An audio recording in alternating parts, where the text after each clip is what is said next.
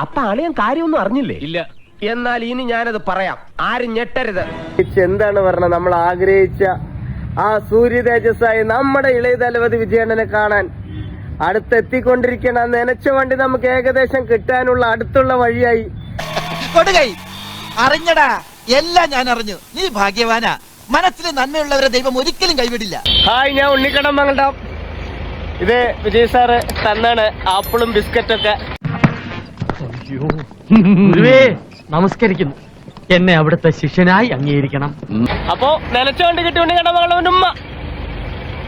നമുക്ക് ആ നനച്ച വണ്ടി കിട്ടി മുത്തുകളെ ഉമ്മ ഉമ്മ. ഇതിപ്പോ പോട്ടന് ലോട്ടറി അടിച്ച പോലെ. ഇതിലെ കപ്പ് മുക്കി ഉണ്ണിക്കടം മംഗളുടെ ഉമ്മ നനച്ച വണ്ടി കിട്ടിയേ. എങ്ങനുണ്ട് മച്ചു? നീയാണ് പുലി. നനച്ച വണ്ടി കിട്ടി, വിജയ് സാറിനെ കണ്ടു. ഭാര്യര് പറയും പോലെ ഇത് അയാളുടെ കാലല്ലേ. ഇതെന്താ ഇത്? ഇത് കരയാനുള്ള നേരല്ല, ആഘോഷിക്കാനുള്ള നേരാ. വിജയ് സാറിനെ കണ്ടു.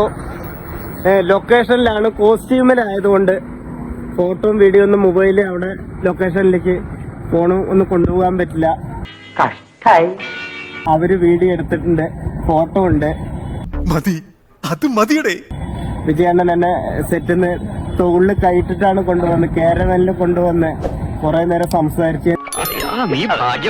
എന്തിനാ ഉണ്ണിക്കണ്ണ അങ്ങനെ വന്ന്? അല്ലെങ്കിൽ എന്നെ കാണാൻ എത്രയോ വഴിയുണ്ട് വന്നവിടെ. ഞാൻ പറഞ്ഞു കുറെ പ്രാവശ്യം ശ്രമിച്ചെണ്ണന്നൊക്കെ പറഞ്ഞ് അണ്ണൻ കുറെ നേരം എൻ്റെ അടുത്ത് സംസാരിച്ച്.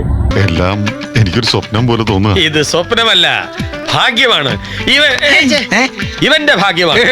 ഞാനിന്ന് ഭയങ്കര ഹാപ്പിയാണ്. അപ്പോ ഫോട്ടോയും വീഡിയോയും കിട്ടിയിട്ടില്ല, അവര് അയച്ചു തരും. കാര്യങ്ങളൊക്കെ പറഞ്ഞ് ഞാനും വിജയണ്ണന് കേരളന്റെ ഒരു 10 മിനിറ്റോളം ഇരുന്ന് സംസാരിച്ചിട്ടാണ്.